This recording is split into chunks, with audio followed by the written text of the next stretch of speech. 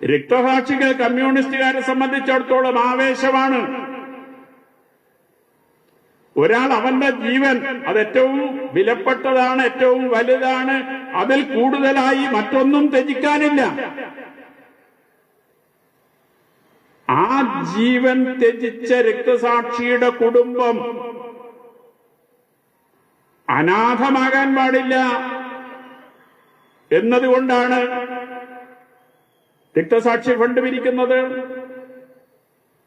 ആ ഫണ്ടിൽ പോലും കൃത്രിമം നടത്താൻ, ആ ഫണ്ട് പോലും അപഹരിക്കാൻ സന്നദ്ധമായി എന്ന് പറഞ്ഞാൽ ഈ പാർട്ടിയിൽ ചില ആളുകൾ എങ്ങോട്ടാണ് ഈ പാർട്ടിയെ നയിക്കുന്നത്?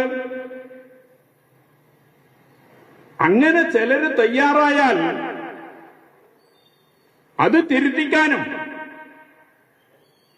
ആ തയ്യാറായവരുടെ പേരിൽ നടപടിയെടുക്കാനുമല്ലേ പാർട്ടി നേതൃത്വം സന്നദ്ധമാകേണ്ടത്.